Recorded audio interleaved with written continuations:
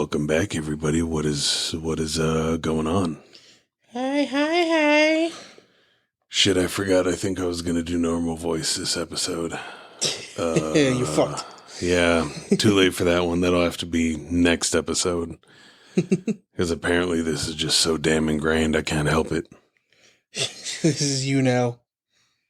Yeah, this was me.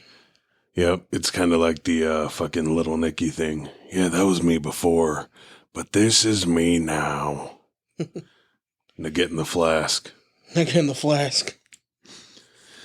Well, I think, if I remember right, we actually had a couple of stories today. Well, story / interesting history. Yeah. Okay. You want to go first? Yeah, I'll go ahead and start.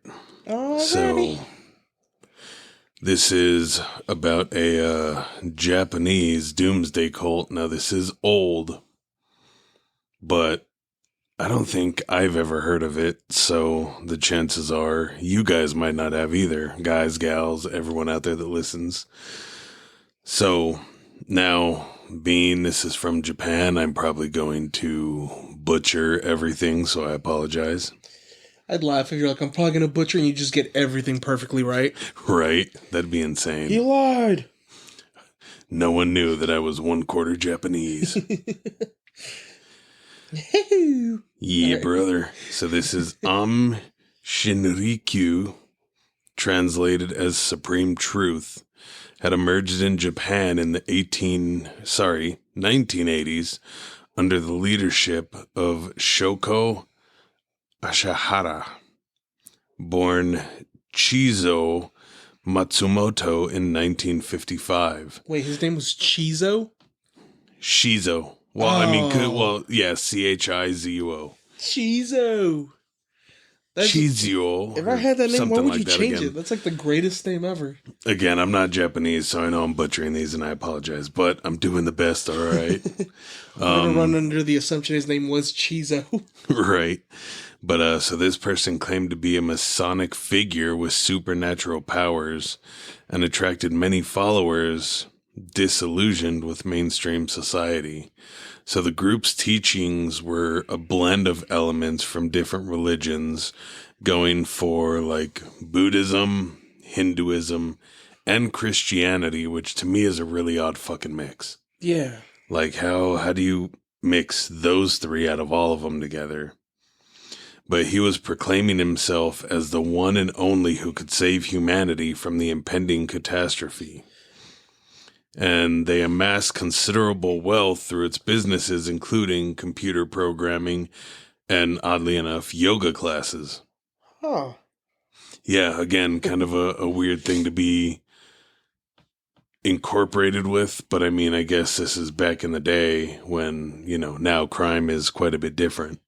Yeah, it's yoga and fucking computers. Yeah. Yeah, like super legit businesses. Okay.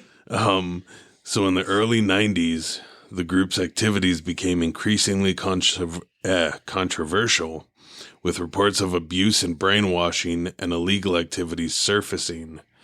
However, it was the sarin gas attack on the Tokyo subway system on March 20th of 95 that brought global attention to them. So I remember hearing about a gas attack, but I didn't know it was a cult. I didn't know much about the cult, but you brought that up, and I was like, I've heard of that part. Yeah, so that's pretty interesting. Cheeser, why? So during the attack, the members had released sarin nerve gas on several subway trains, resulting in the deaths of 13 people and injuring thousands.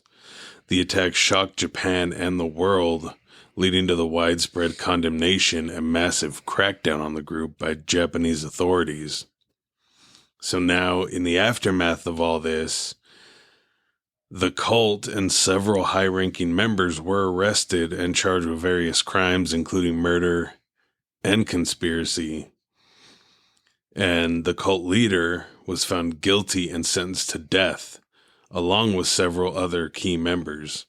Shit. And then I guess they did even more investigations and uncovered more illegal activities by the group, including other attempted chemical attacks and the murder of dissident members. So they did a rebranding in 2000 as Aleph, Aleph, claiming to have renounced its violent past and embracing a more peaceful philosophy. However, the group remains under close surveillance by Japanese authorities, who continue to monitor its activities to prevent any resurgence of violence or criminal behavior. So they're still around. Yeah, they are still around, just rebranded with a different name and different philosophies, or so they say. I don't buy it. It's hard to say. I mean, you probably do have some people that regret choices and what was done, but at the same time, others, or most of them, are so far gone in the brainwashing that what they're told is life. So is Cheezer still alive, or did they kill him? Well, I mean, he's the one that was sentenced to death, being this was before 2000s, so he was sentenced to death back in the 90s. So, yeah, I'm pretty sure he's dead. Japanese death row is very interesting. What was his name again? Cheezer? No.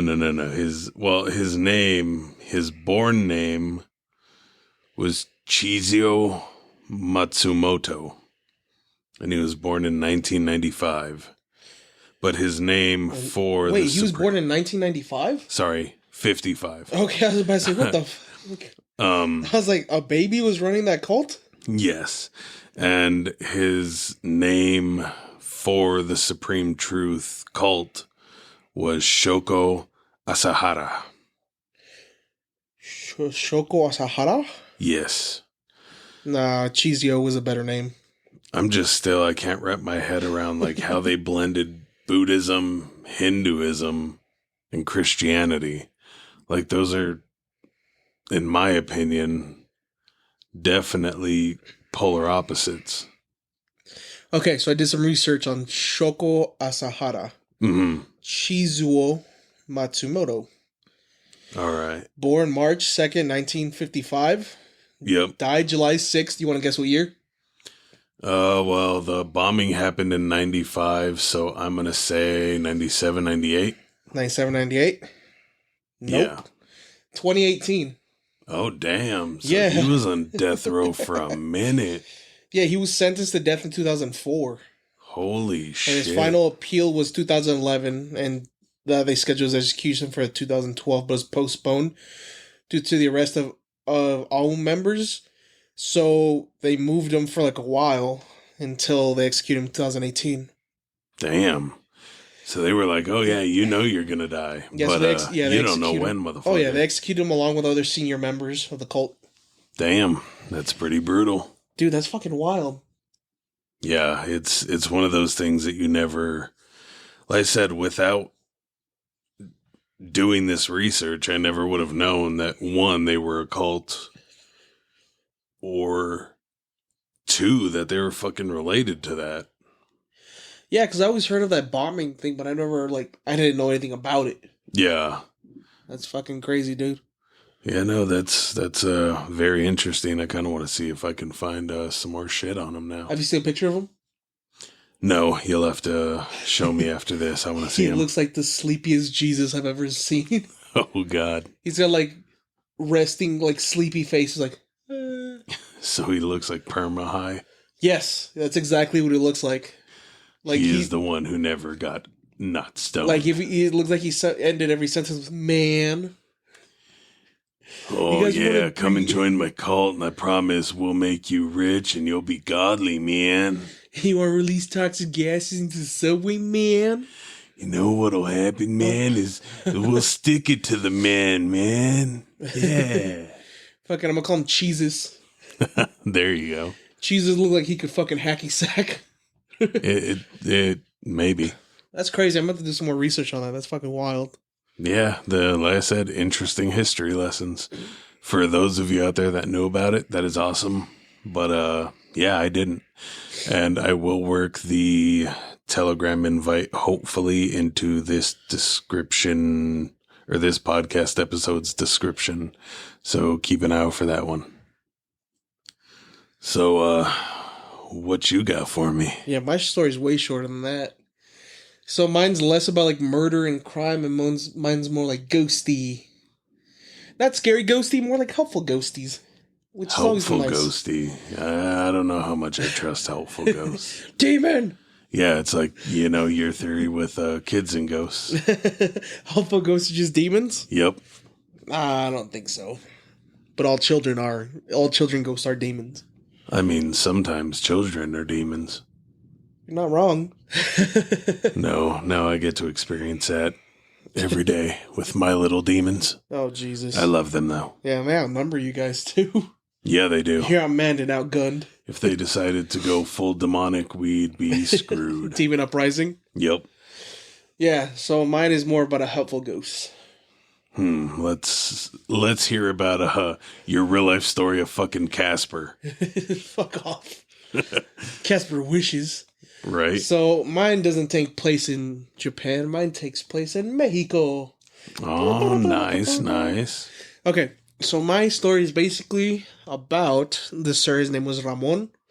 He was like late 30s, early 40s. And he was like the grave digger, kind of like caretaker of like a graveyard in Mexico. Yeah. More specifically, I think it was in Matamoros. So Matamoros is basically like further in Mexico. And it's very dangerous. There's another story I eventually want to do about a satanic narco cult that ran out of Matamoros. But we'll come back to that later. That's a separate episode. Oh yeah, definitely gonna have to delve into that one. So Don Ramon, well, not Don Ramon, I just call him Ramon. But he was a caretaker, and he like used to clean up like the graves, and he'd stick around throughout the day, and then he'd like help whoever needed help, like cleaning graves and all that, like helping him find like locations and stuff. Right. And then they'd give him like a couple like bucks or some shit. So you know how like US dollars are worth more than Mexico dollars, right? Yeah. So I'm going to refer to the Mexico peso as dollar. So just so you know that. So the story takes place in like 90s. All right. And yeah, mid 90s again. So Gotta love the 90s. So Ramon's kid got like really sick and he needed money for medicine. Yeah. And as you probably know, a lot of people in Mexico don't have a lot of money and there's not a lot of like well-paying jobs. So he would stick around and try to help people out.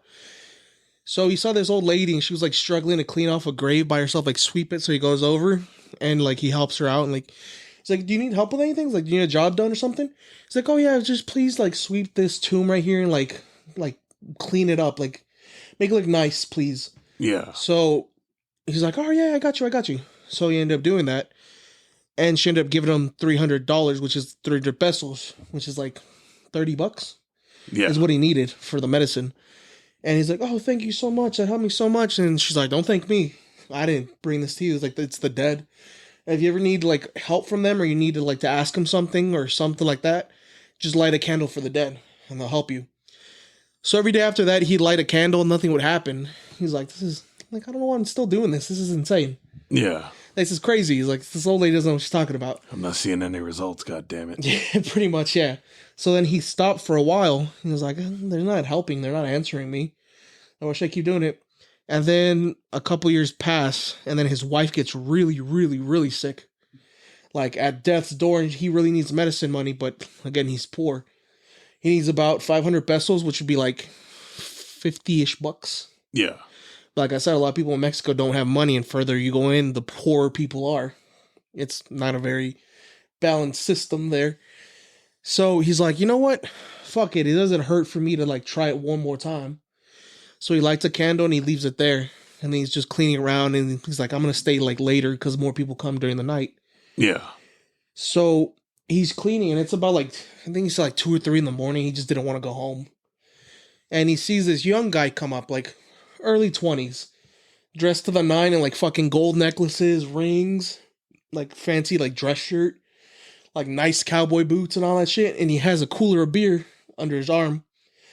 And he asked the guy to instruct him where a tomb's at. He's like, "Oh, it's over here." And the guy's like, "Do you need money?" And the guy's like, "Yeah." He's like, "What can I do?"